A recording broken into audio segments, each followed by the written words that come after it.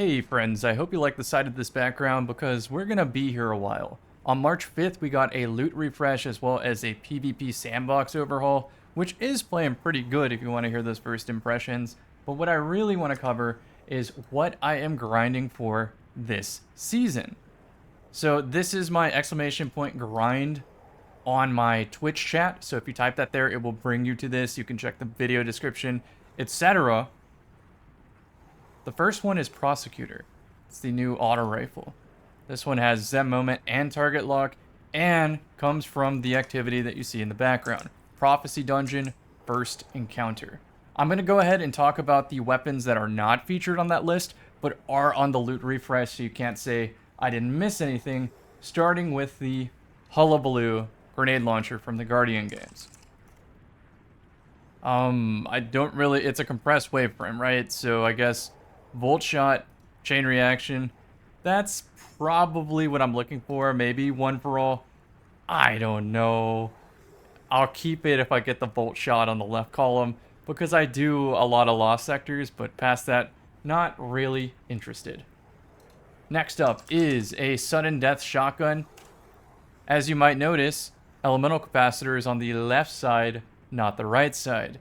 Despite that, the origin trait does give extra damage for the bottom half, which does mean something like Threat Detector Opening Shot or Slide Shot Opening Shot is viable.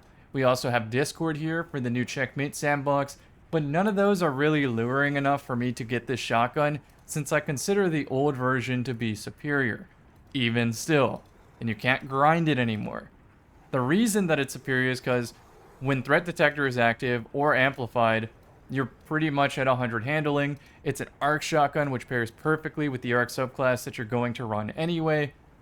It's just overall a really good shotgun, and it's a shame we can't get it.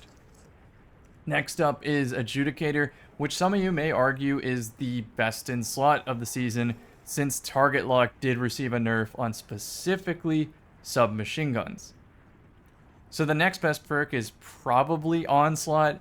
Kinetic Tremors seems like it would be really good, and it's okay. It's going to proc off rifts, it might proc off overshields and body shots, but remember, we got an extra 30 health, and this perk wasn't changed. So I think you go for Onslaught and go for the feeds.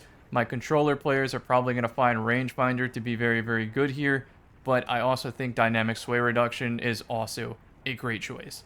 Again, you have the Crossing Over trait, so at the bottom of the magazine on Onslaught, which will get there faster with that rate of fire, you will just chew through teams.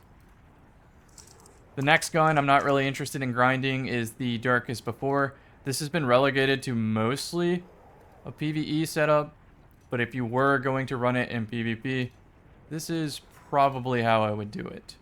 And the reason that I'm not recommending this is because I think the Horror's Lease Pulse Rifle is superior, unless you're cooking up something solar. But also, you might have the old Halloween Pulse Rifle, so you might not even need this. Next up is Tusk of the Boar from Iron Banner. And I don't really know what I would want on this. It's a waveframe, maybe Slice for lost sectors. It's Strand though, so it is in a different slot. I'll probably take a roll of this if I can get it. Maybe Chain Reaction Envious sounds brainless, but because I do so many lost sectors, I will probably take Slice. And then the final weapon that I didn't mention in this post was the Vengeful Whisper. This one just slipped my mind. This is something I want, but I need to do thorough bow testing first to decide exactly what perk combination to go for, even though I can pretty much safely say that this is it. It's the analog to Under Your Skin, which I would just go something like this with Opening Shot to make up for the fact that you're probably going to need Opening Shot considering the bow changes. But if you got it like that, then Successful Warm-Up is also great. Okay, now let's talk about the post. So the first weapon featured that I want is the Prosecutor Auto Rifle with Zen Moment Target Lock. I think Target Lock is superior here because if you combine it with Bakris, you are likely taking a bullet off the kill. Also, there's Knucklehead Radar. There's a lot of interactions where Target Lock works, and if you got it like that, you can spray transfer between two Guardians and definitely reduce your time to kill. Make it faster. That doesn't mean, though, that I wouldn't take other perks in this column. Golden Tricorn's great, and so is Cascade Point, especially if you're using like a slug shotgun or something to easily proc it into the next kill. And you can go ahead and read the text on your own. I'm not going to necessarily always read it verbatim. The next weapon I want is the Relentless Pulse Rifle. With the Zen Moment mostly, I'll take pretty much any perk except Outlaw on this side, but Slice is worth mentioning, especially with a Hunter. The Slammer Adept Sword, funny name, has Eager Edge and Bait and Switch, so I could realistically see myself using this just to put on a character for movement, and maybe I kill Crota. Cold Steel is also great for the Lost Sectors. The Summoner is going to be a Trials reward. Zen Moment is back on it, and I pretty much want every single perk in this right column except for Rampage and maybe... what's that? Tap the Trigger. The Prophet is the analog to Deadman's Tale, the legendary version. And what is that gun called? Let's pull the inventory over here for a second. There it is. Long Arm. That name eluded me. I still want a long arm with Hipfire Adrenaline Junkie, so at some point I will go back to that dungeon, as well as I try this sidearm. Name eludes me again. Liminal Vigil. If I do like it, I might go back for Headstone, but for now I have at least the sidearm to make the video on. So I will go back for a Hipfire Adrenaline Junkie version of this long arm, since 2 taps are very satisfying. And on that same note, this has some perks that can enable a 2 tap, like Golden Tricorn.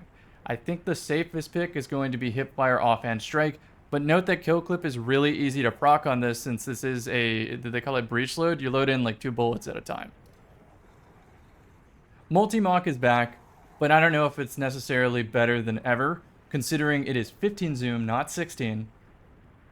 And I think it's missing the Hipfire perk on this left column.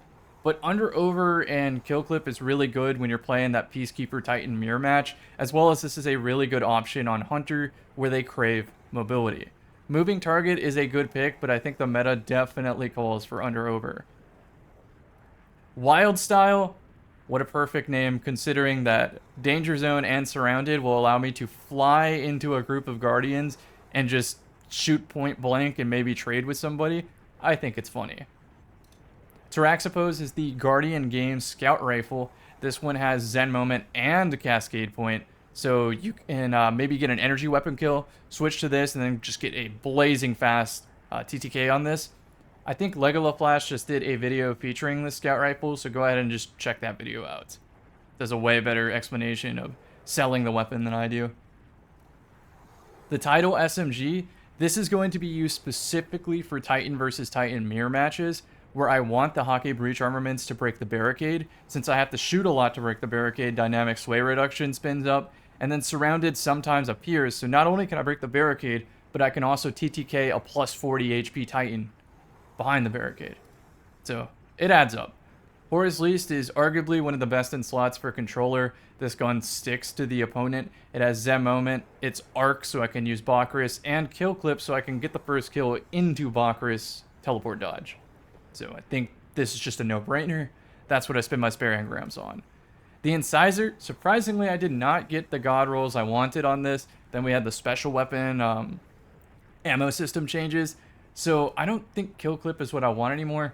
Probably Killing Tally if I had to pick an absolute number 1. But also, I'll pretty much take anything except Target Lock or Attrition Orbs. Maybe they'll buff Target Lock on these in the future. Probably not. Pure Poetry is kind of cool with Sword Arachnid, where you can use the half grapple trick to get well-rounded ×2 pretty cheaply, and then Swashbuckler with the throwing dart, and then you got some 2 taps. Next up, we have Empty Vessel. I need to test grenade launchers in this new sandbox. The private match settings were not there on day 1, so unfortunately, I don't get to tell you the exact role I'm going for, but I do think Disruption Break or Swashbuckler makes sense. I'm pretty positive, by the way, that Swashbuckler does not one-hit in PvP if you activate it. So probably not Swashbuckler anymore. I just copy-pasted this from my old document. It's probably going to be Disruption Break. The Alberna D is one of the few snipers that can body shot now. It's a high impact with golden tricorn ×2, and you have to play Gambit to get it, so I will probably never see it. Unless they add a lot of new Gambit loot, then I'm in there. Breakneck is not one of those. I'm just saying if they add a good weapon in the future, I will be in there for both Albruna and Breakneck, and I will probably get the new weapon too, whatever that may be. Point of the Stag was the Iron Banner Bow. I used to go for one-hit kills with Swashbuckler, but now Golden Tricorn is the way to do that. I would previously consider this the best weapon in the game. I haven't really tried bows out since the nerf, but I do plan to use bows a lot more lately, and this would be fun to use in 6s, going for the one-hit kill feeds. Next up is Pressurized Precision. Skulking Wolf is amazing on a fusion rifle or any weapon in general because you typically get low damage while charging up, so you can go off radar. A Discord in high impact reserves is a smart idea to help stretch the amount of special ammo you use per match in this new special ammo system. In the same vein, the Reeswalker shotgun has Discord and Harmony, which makes it even easier to stretch out that special weapon ammo. Now we have Mercurial Overreach, that's the competitive sniper reward. I still haven't seen this roll with just extended snap opening. I'm convinced it doesn't exist. Maybe I will get it on one of my accounts. Kintata is a weapon. If you search on my channel, The Craftening, you will understand why I value this roll. It has hipfire, opening shot, Suro synergy, and a high mix of stats, right? So I just consider that pretty much the perfect hand cannon for at least stompies for me. The next best would be the Iron Banner Exalted Truth with maybe Frenzy Perfect Float, something like that. Maybe, what's that called? I'll just move on. Somehow, Old Sterling has become the best fighting lion pair in the game for me because of Perfect Float Frenzy. Keep in mind that Frenzy is active in your backpack, so as I start picking up fighting lion kills, it just gets easier and easier and easier since I have anti-flinch, in-air accuracy, a damage bonus, handling to get back to the fighting lion, and as I get more kills, Field Tested also stays active in the backpack. There's not really any damage perks that are passively activated and also work in the backpack.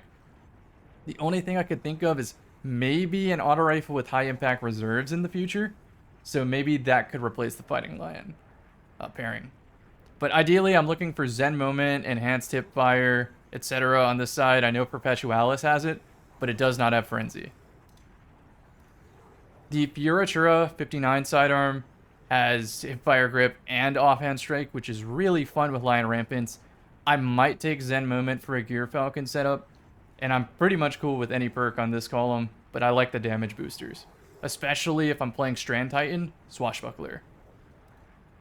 Hero's Burden is a cope archetype right now, the adaptive frames, but this is my favorite of the adaptive frames, so if I have extra engrams, I will spend it on this because I just really like the weapon, even though it's not competitive. Occluded Finality is still the best in slot sniper. If you got good hipfire centering on controller, it is just the best, even with the sniper nerf. I already own a perfect Abyss Defiant, but ideally I want almost every perk on this right column, and I don't really have anything else to spend my spoils on. I passively obtain spoils each week through doing checkpoints with my friends, so if you realistically think about it, it's only a few minutes for a chance at one of these, and considering how the adepts work with the crafting system, all I really need to do is land just Zen Moment, and then I can just craft everything else. I think the Masterwork I also need to have land on this, but I'm not really worried about that. It's still going to be better than the base craftable version, because you can put adept mods on it, like Adept Stability. Weirdly, I have to regrind Sorrow's Verse for like the 4th time. And the reason is, if you look at this right column, there's not really a unique perk to this anymore. There are new autos that have better stat packages and honestly just do it better. The lure of Sorrow's Verse is having Suro Synergy and Zen Moment up at the same time. So with that idea, I'm going to use One for All, spray transfer between 3 targets, and delete some people in PvP because I find it fun. And I think that is it on the exclamation point grind document. So if you see me on stream and you ask, hey Cam, what are you farming for? Type in exclamation point grind and help a friend out. Hope you learned something new in this video. I tried to blaze through it. I will see you in the next one.